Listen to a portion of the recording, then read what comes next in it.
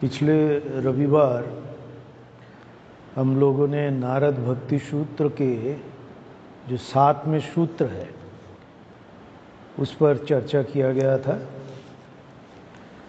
7वां ये था, सानो कामय माना निरोध रूपत्वात्। नारद भक्ति सूत्र के 7वें सूत्र, अर्थात वह भक्ति जिसे प्राप्त होता है, या कहे ये भक्ति से कामना वासना की पूर्ति नहीं होती। नारद जी पहले शुरू करते कि मैं अभी भक्ति सूत्र की व्याख्या शुरू कर रहा हूँ या भक्ति सूत्र पर चर्चा शुरू कर रहा हूँ। पहले सूत्र में, दूसरे सूत्र में जो भक्ति के रूप के वर्णन, परम प्रेम स्वरूप कहा गया है। और स्वरूप क्या है ना, वो भक्ति जिसे प्राप्त होता है वो अमृत स्वरूप हो जाता है।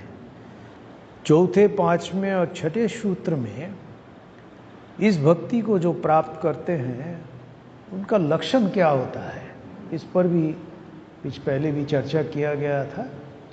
जैसे स्थितप्रज्ञ का लक्षण, ऐसी ये भक्ति जिन्हें प्राप्त होता है उनका लक्षण क्या होता है।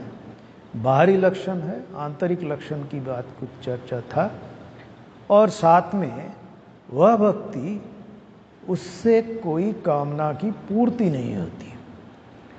और कामना की पूर्ति नहीं होती, इसको एक अर्थ में ये भक्ति, या जो इस भक्ति को मैं भक्त हूँ और वो सोचे कि इस भक्ति के माध्यम से हम अपने सांसारिक वासना कामना की पूर्ति करूँगा, तो नहीं होगा। क्योंकि वो साधन भजन से जो शक्ति प्राप्त होता है, कई बार हम सिद्धाई को सिद्धि के साथ समझ लेते हैं। सिद्धाई जागतिक जीवन में रहते हुए कोई साधक साधना करे तो उनके साधना की शक्ति से कुछ कुछ शक्ति प्राप्त होते हैं, और उस शक्ति को जब जागतिक चीजें प्राप्त करने के साधन के रूप में व्यवहार करें तो भक्ति नहीं कहा जाएगा। या उनके जीवन में भक्ति उदय हुआ, या जो नारद जी जो उस भक्ति के बारे में कह रहे हैं वो भक्ति उनमें आ गया, ऐसा नहीं, कतई नहीं है। क्योंकि इसके बाद 7 नंबर सूत्र में हम पढ़ रहे हैं, नारद जी कह रहे हैं कि सा न कामय माना निरोध रूपत्वात्। अब ये निरोध रूपत्वात्, इसको थोड़ा सा मैं इस पर चर्चा किया था। अर्थात जिन्हें ये भक्ति प्राप्त हो जाता है उससे कामना वासना प्राप्त करने का, सांसारिक चीज़ों को प्राप्त करने का जो वासना है वो नहीं जागता है, वो निरोध हो जाता है, रुक जाता है। तो रुक जाता है या निरोध हो जाता है, ऐसा कह सकते हैं। अब ये निरोध क्या है, यहाँ कहाँ जा रहा है। 8वें सूत्र में, आज ऐसा कोशिश करूँगा मैं 10 तक या 11 तक हो जाए, तो थोड़ा संक्षेप में इस पर चर्चा करेंगे। 8वें सूत्र में हम पढ़ते हैं, अच्छा ये निरोध क्या है, अर्थात रुक जाना। अर्थात ये भक्ति जिन्हें प्राप्त होता है उन्हें सांसारिक भोग सुख प्राप्त करने का इच्छा ही नहीं रह जाता है, ये समझना पड़ेगा। अच्छा, निरोधो क्या है, निरोधस्तु लोको वेदो व्यापारो नाशः। अच्छा, ये जिन्हें ये भक्ति प्राप्त होता है उनको इस भक्ति से, जैसा कि कामना वासना का निरोध हो जाता है। इसका एक उदाहरण देख सकते हैं हम समझने के लिए। जैसे हम प्रहलाद के बारे में सुना, हिरण्यकशिपु के उनके संतान, भगवान के बड़ा भक्त था। तो एक बार भगवान नारायण ने उनकी भक्ति से बड़े तुष्ट हुए, और वो परिस्थिति से हम जानते हैं, परिस्थिति कहानी सुने हैं। उनके पिताजी ने जो कहा, जब कहा, प्रहलाद ने कहा कि भगवान सर्वत्र विराजमान है, तो बोला अच्छा ये राजमहल के खंबे में भी ये है, तो बोले हाँ इसमें भी है।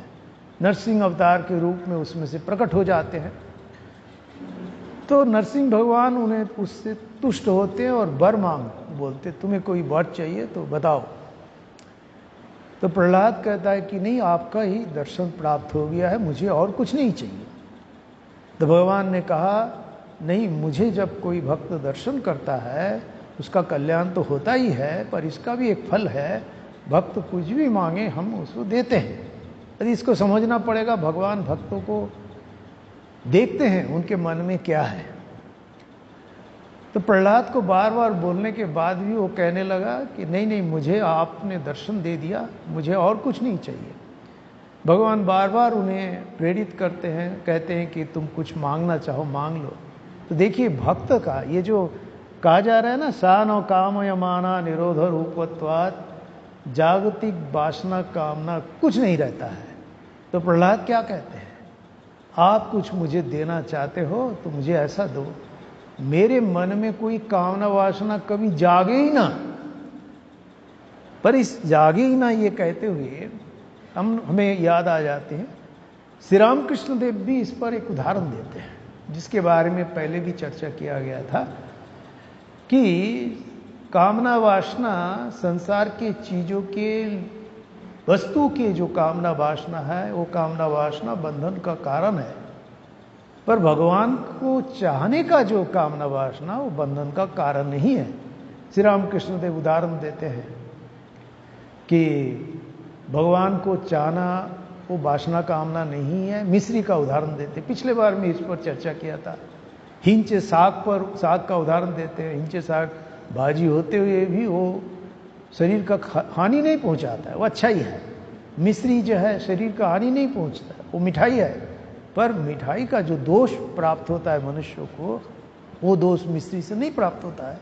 तो उसी प्रकार भगवान लाभ के जो कामना वासना है, आप वासना नहीं, कैसे भगवान को पाने की वासना वो कामना वासना में नहीं आता है।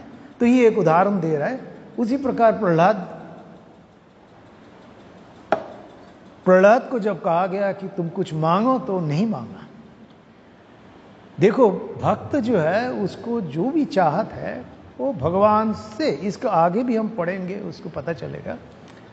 भगवान से हम लोग संसारी लोग क्या करते हैं, भगवान से चाहते हैं, भगवान को कोई नहीं चाहता है। श्री रामकृष्ण देव भी कहते, तुम लोग संसारी चीजों को प्राप्त करने के लिए घड़ों आंसू बहाते हो, पर भगवान के लिए कौन रोता है, कोई नहीं रोता है। अर्थात हम भगवान से चाहते हैं। पिछले बार भी मैं भक्त के बारे में कहा था, आर्त जिज्ञासु अर्थात ज्ञानी, पर उसका भी है, वो एक रास्ते में है भक्ति करने का, भक्त बनने का वो प्रयत्न कर रहे हैं, इसीलिए वो कह सकते हैं कि वो साधना काल में है। और स्वामी जी का भी एक उदाहरण मैंने दिया था, जो कैसे जो उस भक्ति को प्राप्त करता है उसका कामना वासना नहीं रह जाता है, उस भक्ति से कामना वासना प्राप्त नहीं होता है। सानो कामयमाना निरोध रूपत्वात्। अच्छा, ये निरोध रूप क्या है? निरोध रूप उसमें कहा जा रहा है दूसरे सूत्र में 8 नंबर, निरोधस्तु लोक वेद व्यापार नाश। इसको थोड़ा समझने का जरूरत है। लोक वेद मतलब एक शास्त्र में एक कहा जाता है कि लौकिक कर्म वैदिक कर्म, लोक वेद, लोक लौकिक कर्म, वेद वैदिक कर्म। अर्थात हमारे शास्त्र में या वेद में जो कर्मों के बारे में कहा गया है, जिसको शास्त्र वेद कर्म बोलते हैं, वो है वैदिक कर्म। पहले अच्छा, कर्म जब कहा जा रहा है तो उसका एक फल है, उसके साथ निष्काम कर्मों का कोई संबंध नहीं है, ये जान के रखे। वेद में 3 अंश है, एक कर्मकांड, उसके बाद आरण्यक उपनिषद। कर्मकांड ज्ञान कांड 2 है मुख्यतः। तो ज्ञान कांड में 2 चीज है, आरण्यक और उपनिषद। आरण्यक में क्या होता है कि कर्मकांड जब होता है, जो गृहस्थ जीवन में रहते हैं, याग यज्ञ आदि का उस समय विधान था, सब लोग करते थे याग यज्ञ, और उसके बाद भगवान को खुश करने के लिए कोई चाहत है उसको पूरा करने के लिए, या गृहस्थ जीवन में उस समय की व्यवस्था था, सबके घर में अग्नि जलता रहता था, यज्ञ जलते चलते रहता था, तो इसलिए वो लौकिक कर्म है। और वो उसको वैदिक कर्म है, अच्छा, लौकिक कर्म क्या है? लौकिक कर्म परिवर्तन होता है, वैदिक कर्म परिवर्तन नहीं होता है। वेद में जैसा लिखा है वैसे ही लिखा है, उसमें चेंज नहीं है। वो आप इसको वैदिक वेद को मानने वाले भारत के किसी भी कोने में हो, भारत के बाहर किसी भी कोने में हो, वो जैसा हुआ करता है, आप भारत के किसी भी कोने में ऐसे ही करेगा, क्योंकि वो लिखा हुआ ऐसे ऐसे ऐसे ऐसे करना है, यज्ञ करना है, ऐसे ऐसे करना है। पर लौकिक कर्म में एक मुख्य भेद है कि इसमें कुछ परिवर्तन होता है देश काल पात्र के अनुसार। एक जगह जो पर वो धर्मयुक्त है। जैसे मान लो बंगाल में कोई चीज जो है, जो व्यवस्था है, जिसको मैंने पहले रघुनंदन स्मृति की बात किया था, जो परिवर्तन होता है, नारद स्मृति की बात भी इसके पहले किया गया था, तो युग के प्रयोजनों के अनुसार वो बदलता है, पर वो भी धर्मयुक्त कर्म है, लौकिक कर्म है। लौकिक कर्म में विवाद होने के बाद कैसे कैसे जीवन बिताना है, समाज के प्रति, देश के प्रति उनका कर्तव्य क्या है, वो उसका लौकिक कर्म में, जिसको कहते हैं स्मृति के माध्यम से, एक श्रुति और एक स्मृति। श्रुति जो है, हम उपनिषद को भी श्रुति कह सकते हैं। गुरु अपने साधना के माध्यम से जो चीज समझते थे उसको अपने शिष्यों को बताते थे, वो सुन सुन के उसको याद रखते थे, श्रुति। तो यहाँ लौकिक और वैदिक कर्म का न्यास माने त्याग। न्यास मतलब कि निरोध हो गया, जो लौकिक कर्म वैदिक कर्म सब छूट जाता है, क्योंकि वो कर्म है, उसके माध्यम से कुछ रिटर्न की आशा है। वो संसार में रहते हुए वो कर्म करते, उसका फल है, तो इसलिए उसका कर्म संस्कार है। कर्म संस्कार के कारण उसका जन्म मरण चलते जाता है। पर जो उस भक्ति को प्राप्त करता है, नारद जी जो भक्ति के बारे में कह रहे हैं, उस भक्ति के रास्ते में जो है, और उस भक्ति को जो प्राप्त करता है, वो कामना वासना नहीं है, और वो कर्म की वासना नष्ट हो जाता है।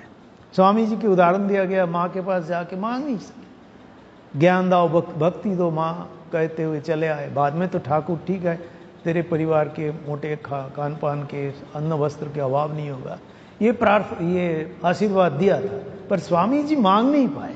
अतः तो उस भक्ति को जो प्राप्त करेगा, वो सांसारिक चीजों को प्राप्त नहीं कर पाएगा। इधर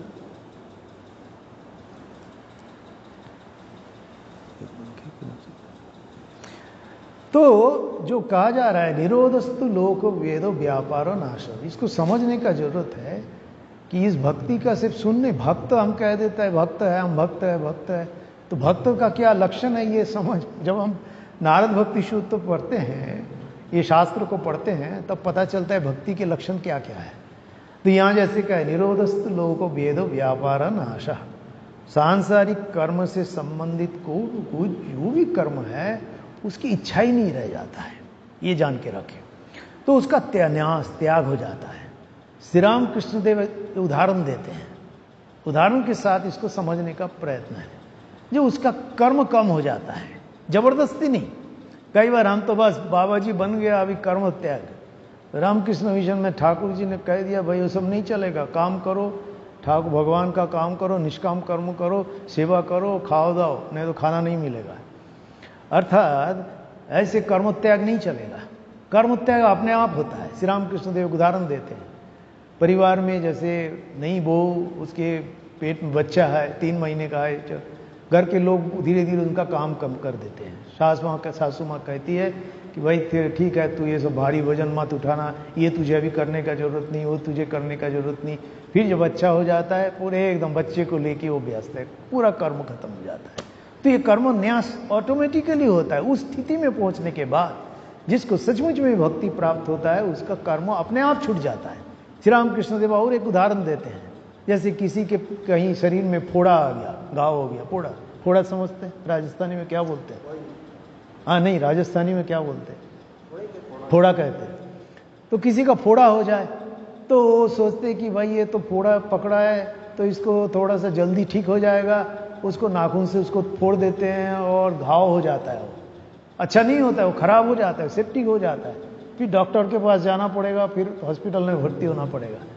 पर श्री रामकृष्ण देव कहते हैं कि वो फोड़ा पक गया है, उसको ऐसे ही रहने दो, दवाई लगाओ, डॉक्टर ने जो कहा करो, पर वो अपने आप सूख जाता है। जो ऊपर का पपड़ी है उसको आप पकड़ के खींच के फेंकने जाओ तो फिर घाव बढ़ जाता है। तो फोड़े का पपड़ी जब सूख जाता है, फोड़ा पपड़ी अपने आप निकाल के गिर जाता है, तो कर्मन्यास ऐसे होता है, कर्म त्याग ऐसे होता है, जबरदस्ती कर्म त्याग नहीं होता है। कर्म करने की वासना और कर्मफल की वासना जब तक मन में है तब तक श्री रामकृष्ण देव कहें निष्काम कर्मों की बात है। हमारे शास्त्र में भी वही कहा गया है। मुझे तो कई बार लगता है रामकृष्ण अवतार का अवतरण इसलिए हुआ था कि निष्काम कर्मों के लिए लोगों को प्रेरित करने के लिए, क्योंकि लोग इतने स्वार्थी बस अपने कर्मकांड में लगे हैं, कर्मकांड का असली स्वरूप से दूर होते जा रहे थे। तो ये न्यास अर्थ त्याग। न्यास और एक अर्थ में व्यवहार हो सकता है, न्यास अर्थ त्याग अर्थ। एक संन्यास का मतलब जो हम संधि विच्छेद करें, सम्यक रूपेण न्यास त्याग, सम्यक रूपेण माने एकदम कोई उसमें ये नहीं है आधा उधरा ऐसा नहीं, पूरा पूरा त्याग, वो संन्यास होता है। और न्यास एक ट्रस्ट भी होता है, जिसका न्यासी जो होता है वो ट्रस्टी होता है, जिनका उद्देश्य है कोई एक उद्देश्य लेके एक कमिटी बनाया जाता है, ट्रस्ट बनाया जाता है, उसमें रहने वाले जो लोग हैं वो उस उद्देश्य के लिए समर्पित है। अपना अपना कोई स्वार्थ बुद्धि नहीं उसमें, तुम उसके लिए समर्पित हो। जैसे स्वामी विवेकानंद ने रॉकफेलर को बोला था कि तुम्हारे पास जो संपत्ति अर्थ है इसके तुम न्यासी हो, तुम इसके मालिक नहीं हो। बाद में उसके जीवन में परिवर्तन हो जाता है। तो ये जो कहा जा रहा है निरोधस्तु लोको वेदो व्यापार नाश, अपने आप को यंत्र मानना। वहाँ पर भजन है, तुम्ही यंत्र है मैं यंत्री हूँ, मैं तुम्ही की क्या बंगला में वो कीर्त ये है ना श्यामा संगीत, हाँ नहीं तुम्ही यंत्र माने भगवान यंत्र है। भगवान जो है वही सब चलाने वाला, जेमुन चलाओ तेमनी चली, जैसे चलाती हो मैं ऐसी चलती हूँ। ये है भक्त के लक्षण है, कुछ चाहिए नहीं, भगवान जैसा चलाते हैं जैसा कर रहे हैं वैसे ही चलते। प्रहलाद के जीवन की बात करें तो प्रहलाद ने ऐसा अपना कुछ नहीं चाहिए, सिर्फ तुम्हारे चरणों में तुम्हारे पाद पद्मों में भक्ति हो, या कोई वासना कामना ही नहीं रहे। तो ये वासना कामना के भीतर नहीं है। और ये कर्म त्याग के लेके बहुत से, जैसे दो उदाहरण दिया, एक मुझे ध्यान आ रहा है, ब्रह्मानंद जी महाराज इसको लेके कई बार वो ब्रह्मज्ञ पुरुष थे, रामकृष्ण मठ मिशन के प्रेसिडेंट रहे पहले कई साल तक, 20 साल के ऊपर। तो उनकी जब तब भुवनेश्वर में रहा करते थे, वो मजाकिया भी थे, और जब गंभीर मुद्रा में रहते थे किसी को बात करने का हिम्मत नहीं होती थी। तो ब्रह्मानंद जी महाराज के जीवन का एक घटना मजेदार, तो इसके पीछे उद्देश्य जो था समझना पड़ेगा, कर्म त्याग या कर्म के पीछे त्याग का अर्थ क्या है, न्यास का अर्थ क्या है। तो एक बार एक भक्त आके ब्रह्मानंद जी महाराज बैठे हुए थे तो साष्टांग प्रणाम किया। तो ब्रह्मानंद जी महाराज किसी मूड में रहे होंगे, उन्होंने वो कि एकदम दंडवत, ब्रह्मानंद जी महाराज भी भक्त को प्रणाम किया। वो हड़बड़ाया भक्त कि आप मुझे प्रणाम कर रहे हैं, मेरा तो पाप लगेगा ऐसा। बोले नहीं नहीं ऐसा नहीं। तो बोले तुम मेरे को क्यों प्रणाम किए, भक्त को पूछे ब्रह्मानंद जी महाराज। नहीं आप इतने त्याग किए हैं, संसार को त्याग दिए भगवान के लिए, तो आप कितने बड़े महात्मा है, कितने बड़े त्यागी है, इसलिए मैं आपको प्रणाम कर रहा हूँ। तो ब्रह्मानंद जी महाराज फिर वो भक्त ने कहा कि आप मुझे प्रणाम क्यों कर रहे। बोले नहीं, आप भक्तों को ब्रह्मानंद जी महाराज ने कहा मेरे से ज़्यादा त्यागी तो आप हो। बोले कैसे महाराज, ये कैसे बोल रहे हैं। बोले देखो अच्छे से बताओ, भगवान बड़े हैं ना संसार बड़े हैं। तो बोले भगवान बड़े हैं।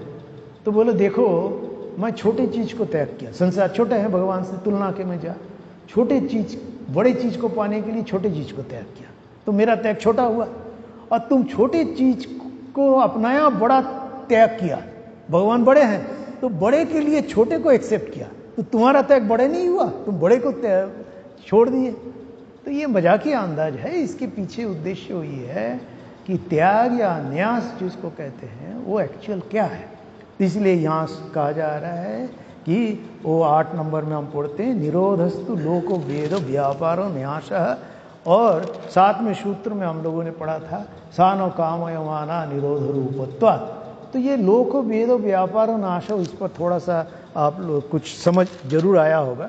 उसके बाद अच्छा ये लोक वेद व्यापार नाश क्या है, उसके बाद हम तो साधना काल में भक्तों के लिए क्या करना चाहिए, इसके बाद वाला जो 2 सूत्र है 9 उसके बाद जो है, इससे बड़ा क्लियर हो सकता है। 9 नंबर सूत्र में कहा जा रहा है तस्मिन अनन्यता तद विरोधेषु उदासीनता च। अब भक्तों को क्या करना चाहिए, कई बार इसको लेके हमारे समझ में क्लियर नहीं होता है। एक तो हम भक्त है तो हमारा एक दायित्व कर्तव्य है, हमारा दायित्व कर्तव्य ये है संसार में रहते हुए भी, गृहस्थ जीवन में रहते हुए भी भगवान के लिए सब त्याग करना, इसलिए निष्काम कर्म है। कर्म का फल हमें बांध ना पाए, इसके लिए भक्त का दायित्व कर्तव्य। तो यहाँ कहा जा रहा है, ये जैसे कहा कि निरोधस्तु लोको वेदो व्यापार नाशो, आप कहेंगे हम तो भक्त है, घर संसार लेके रहना पड़ता है, कमाना पड़ता है, खाना पड़ता है, सब कुछ करना पड़ता है, तो हम त्याग कैसे करें कर्म, तो कर्म त्याग कैसे करोगे। इसमें कहा जा रहा है कि भक्त जो कर्म त्याग करेगा, भक्त भगवान के लिए कर्म करेगा। वो भगवान के लिए जब हम कर्म करते हैं, जैसे हम कोई बच्चे के लिए मान लो पैसा जमा कर रहे हैं, उद्देश्य है बच्चे के लिए कर रहे हैं, तो उसमें भले ही हमारा बच्चा है, पर मैं मेरे लिए कर रहा हूं ऐसा नहीं, बच्चे के प्रति कोई दायित्व कर्तव्य नहीं था ना, ये ठाकुर का या भगवान का दिया हुआ चीज है, उसका न्यासी हम है। ये जैसे ये कहा जा रहा है न्यासी, तो ये न्यासी हम है, ट्रस्टी हम है। उस दृष्टि से जब कर्म करते हैं, कर्म का फल वो अच्छा बुरा हमें संस्कार के रूप में हमारे भीतर नहीं रहता है। तो इसमें कह रहे हैं अच्छा ये कर्म या साधना करते समय भक्तों को कैसे चलना चाहिए, ये बहुत जरूरी बात है। तो हम कहते हैं कि ये भी करे वो भी करे, कैसा करे कुछ समझ में नहीं आता है। कई बार प्रश्न करते हैं महाराज लोग ऐसे ऐसे करते हैं, तो कई बार उत्तर देना पड़ता है, कई बार बड़ा मुश्किल में पड़ जाते हैं, कुछ ना बोलो तो चढ़ जाते हैं, कुछ ऐसा, तो कैसे करें। यहाँ कह रहे हैं तस्मिन अनन्यता, अर्थात जो भाव को हमने एक्सेप्ट किया और भक्ति को प्राप्त करने के लिए कोशिश की है, उसमें संपूर्ण समर्पण और तद विरोधेषु उदासीनता च, ये समझना पड़ेगा। अर्थात हमारे भगवान के लिए, भगवान के संबंधित विचारों में रहना, भगवान के बुद्धि से, भगवान को समर्पित बुद्धि से कर्म करना, ठीक है ना। संसारिक लाभ हानि की बात सोचना तो है, इसीलिए आपका विवेक विचार है, पर समझना पड़ेगा कि हम भगवान के लिए कर्म कर रहे हैं, तो परफेक्शन आएगा, अवेयरनेस रहेगा, काम अच्छे से होगा। ये बात जब काम अच्छे से होगा उसका रिजल्ट अच्छे से आएगा। और जब हम सोचते कि मेरे लिए कर रहा हूं, भगवान जाए, भगवान के लिए नहीं, तब उसका कर्म संस्कार हम पर हावी होगा। इसलिए भगवान के लिए कर्म कर रहा हूं, पर उसका इफेक्ट जो होगा कर्मों में लाभ हानि हमें हम टूट नहीं जाएंगे, हमारे ऊपर विशेष रूप से प्रभाव नहीं डाल पाएगा। प्रारब्ध है, पुरुषार्थ है, भगवान ने अवसर दिया है पुरुषार्थ के साथ, तो हमने कोशिश करेंगे, पर लाभ हानि भगवान के ऊपर छोड़ देंगे। ये कह रहे हैं अच्छा भगवान के ऊपर समर्पण कर देना।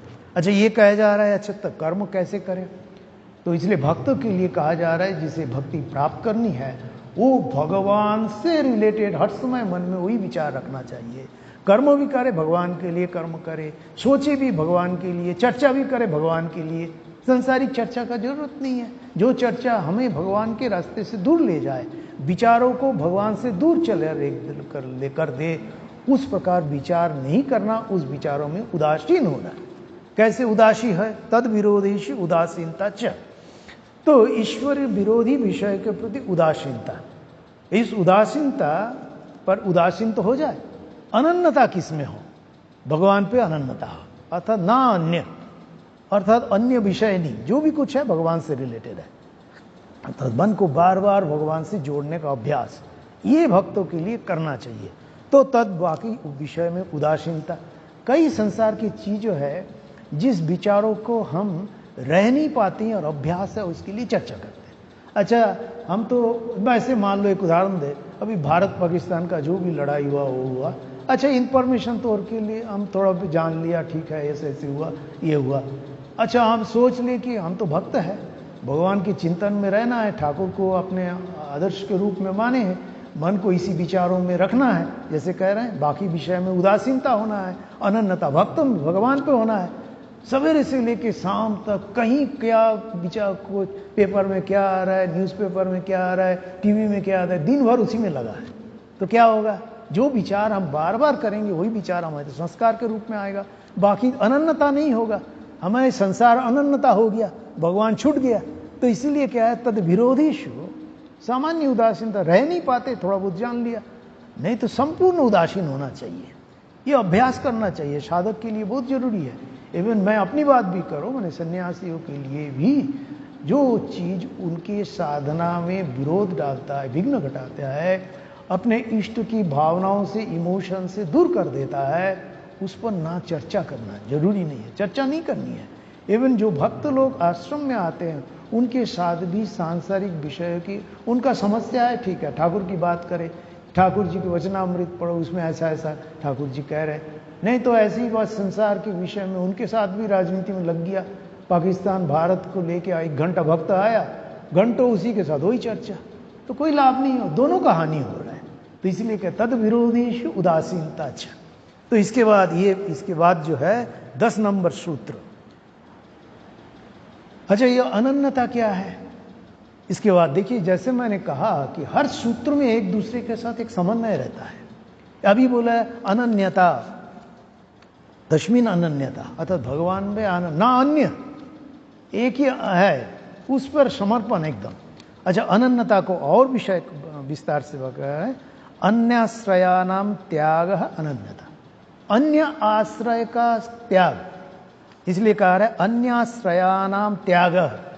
अच्छा, त्याग शब्द से हम सब परिचित हैं, सम्यक रूपेण त्याग, तो जो भक्त होगा वो सम्यक रूपेण त्याग करेगा, त्याग का साधना कर रहे हैं। इसलिए जो भी हो, भक्तों के लिए, सन्यासी हो, गृहस्थ आश्रम में हो, वो अपने विचारों पर बहुत कॉन्शियस रहना चाहिए उनको। और दूसरे विचार जैसे ही मन में आए तुरंत अपने विचार, जैसे बार बार डिस्टर्ब कर रहे, ठीक है, ठाकुर के कथामृत 2 लाइन पढ़ लिया तो विचार डिस्टर्ब हो गया।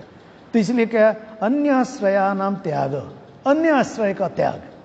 इसलिए देखो, रामकृष्ण वन मिशन में एक व्यवस्था है, कई साधु ऐसा करते हैं, बड़े कोई आश्रय नहीं रखते हैं, पैसा देते हैं और रखते नहीं, दे देते हैं, सबसे होता नहीं हुआ, पर एकदम हाईएस्ट आइडियल की बात कर रहा हूँ, सब तो कोशिश कर रहे हैं, कुछ नहीं रखते हैं। जैसे मान लो स्टेप हमारे लिए, मेरे पास मेरा ठाकुर ही है और कुछ नहीं है, जैसे अन्य का आश्रय ले, अन्य का आश्रय मतलब कोई ऑप्शन रख ले, ये नहीं होगा तो वो, यहाँ जमेगा नहीं तो वो, यहाँ ना हो रहा है चलो और कहीं एक आश्रम बना के रख ली, इधर नहीं हो तो उधर जाएंगे। ये जब तक कॉन्फ्लिक्ट है तब अन्याश्रयानाम नहीं होता है। ये कहना बड़ा सहज है, ये साधना काल, ये साधन करना, भाई इस चीज में खड़े रहना, इस साधना करते चले जाना, ये बड़ा कठिन है, ये हाईएस्ट आइडियल है। पर असल भक्ति क्या है, अन्याश्रयानाम त्याग, अन्य आश्रय का त्याग। पहले बोला कि अन्याश्रय, ये जो शुरू में इसके पहले वाला श्लोक, तस्मिन अनन्यता, तस्मिन किसमें, भगवान पे अनन्यता, और किसी में नहीं, सिर्फ भगवान ही है। एक कहा, इसको पहले भी मैंने कहा, विस्तार से नहीं कहो, एक ये पुष्टि मार्गी जो होते वल्लभाचार्य, उनकी केस में ये लोग हम कहते हैं कि हम अनन्य भक्त है भगवान पे, अर्थात और किसी भगवान पे नहीं रखते हैं। हम भी कहेंगे हम रामकृष्ण भक्त है, हम रामकृष्ण अनन्य भक्त है, और किसी भक्ति नहीं है, ना काली है ना दुर्गा है। अब ये काली पूजा दुर्गा पूजा ये भक्तों के लिए है, नहीं तो आएंगे नहीं।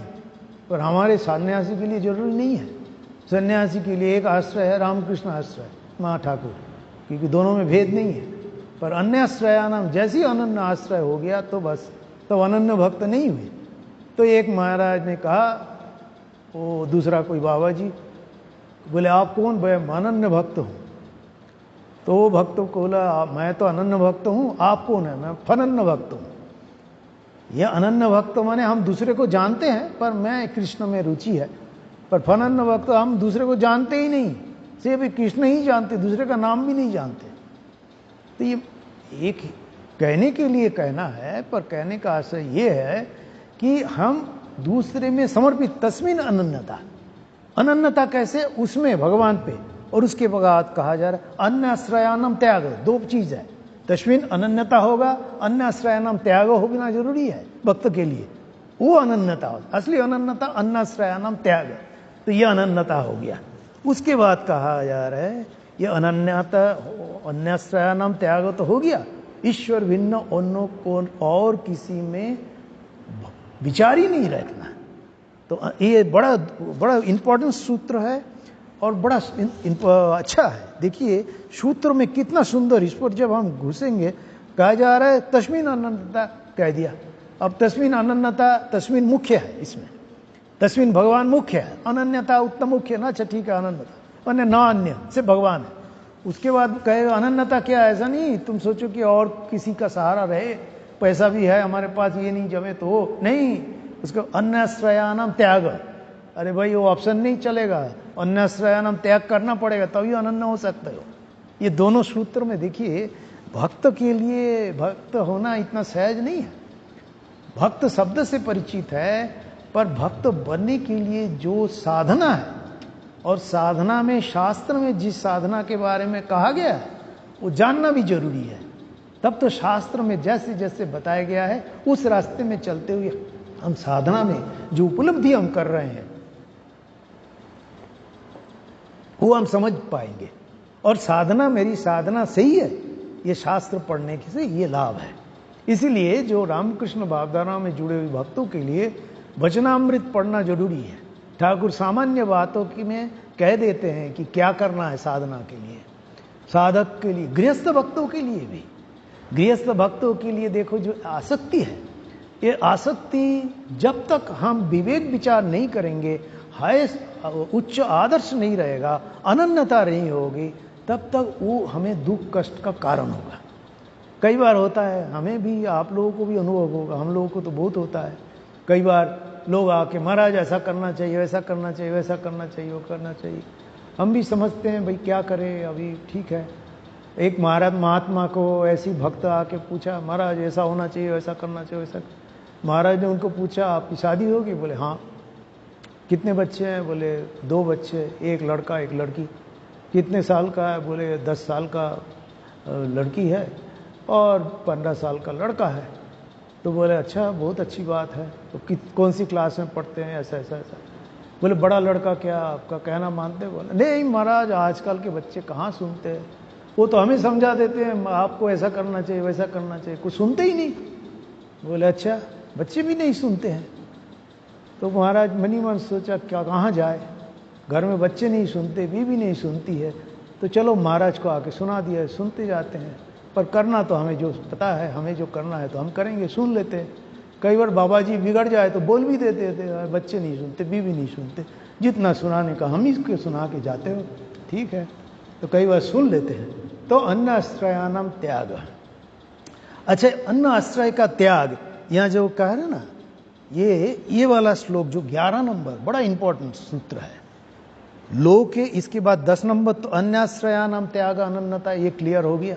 अभी उसके बाद कह रहे हैं लोके वेदेषु तद अनुकूल आचरणम तद विरोधीषु उदासीनता च। अभी अन्याश्रयन अनन्यता हो गया, पर अनन्यता करते हुए साधना काल में, आप तो संसार में गृहस्थ जीवन में रहते हुए साधना किस प्रकार करनी है ये यहां बता रहा है।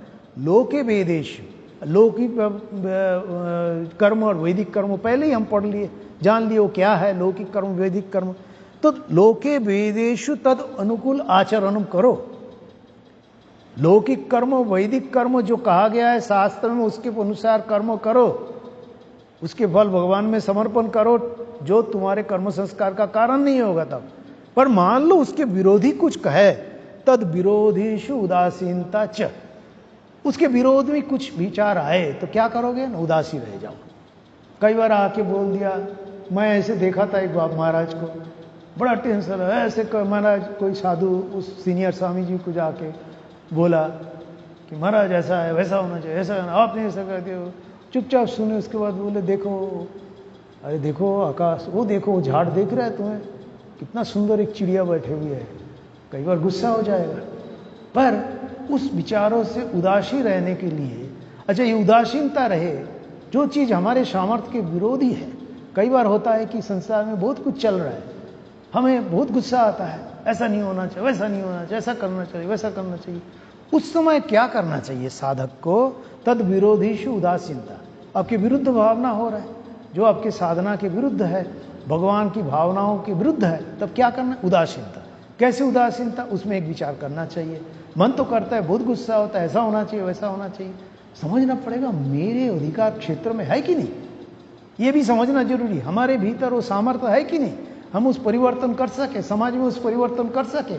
नहीं कर सकते हैं तब भगवान के ऊपर छोड़ दो।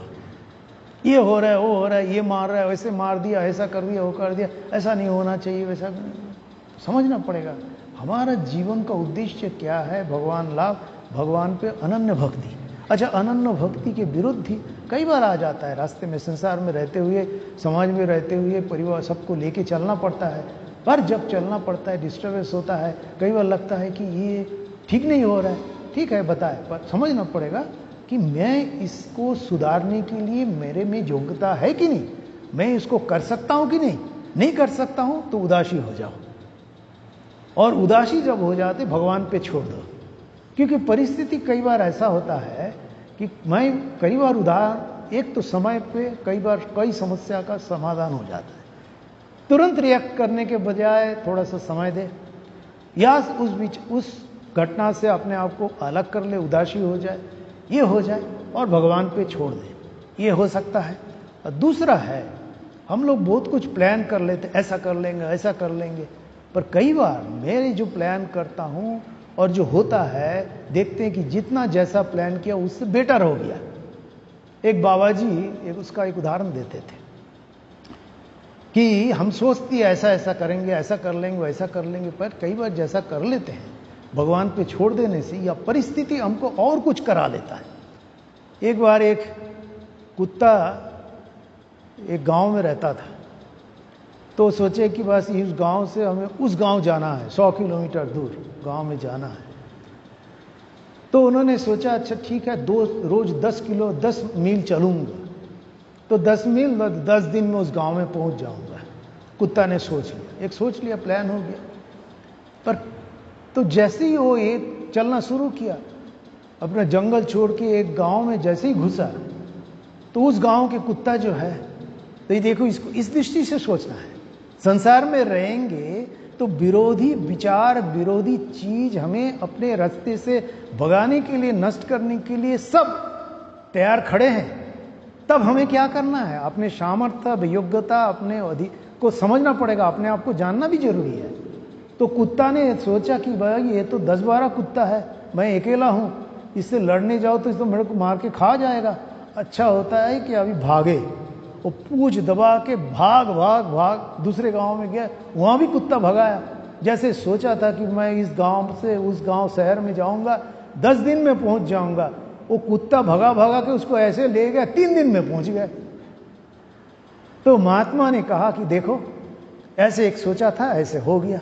और दूसरा है, कई बार परिस्थिति से भागना भी लाभदायक रहता है, और नहीं भाग सकते हो तो विचार करना जरूरी है कि मैं क्या कर सकता हूं, मेरे सामर्थ्य के भीतर है तो है, और नहीं तो संसार की ये 10 प्रकार की चीज है, इसमें उलझ जाएंगे तो रास्ते से भटक जाएंगे, मृत्यु भी हो सकता है। संसार की ये सब समस्या हमें मार के खा भी सकता है, पर हमें तो जिंदा रहना है, अपने लक्ष्य को प्राप्त करना है। इसलिए अच्छा है, पूंछ दबा के भागो। तद विरोधीषु उदासीनता च, ये बड़ा क्लियर हुआ। ये जो 11 नंबर सूत्र कहा जा रहा है, लोके वेदेषु तद अनुकूल आचरणम, लौकिक विद्या और वैदिक विद्या में जो कहा गया है, शास्त्र में जो कहा गया है, उसके अनुकूल आचरण करो। तद विरोधेषु, उसके विरोधी विचार जो है उसको उदासीनता च, उसके विरोधी जो विचार है उसमें उदासीन रहो। जैसे श्री रामकृष्ण देव भी उदाहरण दे रहे हैं, ये उदाहरण कई आगे दूसरी जगह भी मिलता है। जैसे मान लो छोटे चारा, उसको बचाने के लिए, गाय बकरी से बचाने के लिए घेरा लगाना पड़ता है। उसी प्रकार ये जो पहले श्लोक में, सूत्र में कहा गया ना, तद विरोधीषु उदासीनता, इसके बाद वह है शास्त्रम रक्षणम। आप कहेंगे कि उसको ये इष्ट निष्ठा दृढ़ नहीं होते तक शास्त्र के अनुसार चलना ही उचित है। शास्त्र के अनुसार चलेंगे हम, क्योंकि वो घेरा लगाना पड़ता है। शास्त्र में क्या क्या गया है, ये जो कहा है हमारे लिए, लोके वेदेषु तद अनुकूल आचरणम तद विरोधेषु उदासीनता। तो इसलिए शुरू में ही इसमें बड़ा साधक को बड़ा सावधान रहना पड़ता है, और बाकी विरोधी चीज जो भी विचार आए, जो भी समस्या आए, उसको सामना करने के बजाय हमें समझना पड़ेगा हम सामना कर सकते हैं तो सामना करें, विरोध नहीं कर सकते हैं, योग्यता नहीं है, सामर्थ्य नहीं है, अपने आप को टूटने का संभावना है, तो पूछ दबा के भागना ही जरूरी है। और पूछ दबा के भागेंगे तो लाभ क्या होगा? भगवान के पास जल्दी पहुंचेंगे। जैसे कुत्ता 10 दिन के बजाय 3 दिन में पहुंच गया, दौड़ के भागे, क्योंकि ये संसार में ये सब समस्या है ही। हम उस समस्या से उलझाते जाएंगे, इसी में फंस जाएंगे, अपने लक्ष्य से भटक जाएंगे। इसलिए शास्त्र में देखो, इसका मतलब ये नहीं कि आप शास्त्र में समस्या ऐसे कोई गलत चीज देखी उसका विरोध करने की मनाही कर रहे हैं। शास्त्र कह रहे तुम विरोध करके उसमें लड़ने का योग्यता तुम्हारे भीतर है कि नहीं? लड़ने का योग्यता है तो जरूर करो, नहीं तो अपने आप को योग्य बनाओ। या तो नहीं बना सकते हो, ऐसा लग रहा है मेरे लक्ष्य से यह हमको भटका देगा, दूर कर देगा, तो भागना ही श्रेयस्कर है। उदासीनता च, ये 11 नंबर तक हम लोगों ने करा। अगली बार 12 से हम इस पर चर्चा करेंगे। तो इसमें एक नारद भक्ति सूत्र पढ़ते समय बड़ा ध्यान रखें, एक सूत्र के साथ दूसरे सूत्र का एक संयोग है। ऐसा लगता है आगे का सूत्र बाद वाला सूत्र का परिपूरक है, या बाद वाला सूत्र आगे वाला सूत्र का परिपूरक है, और इसको ध्यान में रखते हुए आगे जाना चाहिए। और इस सूत्र को थोड़ा बहुत ध्यान में रहे, जो हम पढ़ रहे हैं, क्या पढ़ रहे हैं, इसको पढ़ने के पीछे उद्देश्य क्या है। तो बात वही है, जो सचमुच में जो भक्त बनना चाहते हैं, भक्त का दिखावा नहीं, सचमुच में भक्त बनना चाहते हैं, हृदय से चाहते हैं, दिल से चाहते हैं मैं भक्त बनूं। इसीलिए नारद जी पहले ही कह दिया अथ, इसीलिए मैं भक्ति की व्याख्या कर रहा हूँ। भक्ति सहज नहीं है, साथ अस्मिन परम प्रेम रूपा, परम प्रेमी भक्ति है, और जो इस भक्ति को प्राप्त करता है अमृत स्वरूप हो जाता है। तो हमारे साधक के लिए ये साधना मार्ग में, विशेष करके भक्त के लिए, नारद भक्ति सूत्र में जिस भक्ति की बात किया गया है, संपूर्ण रूपे में इसको पढ़ के आत्मसात करना जरूरी है, और ये हमारे साधन पर पथ में विशेष सहायक होगा। अगली बार हम आगे की चर्चा करेंगे।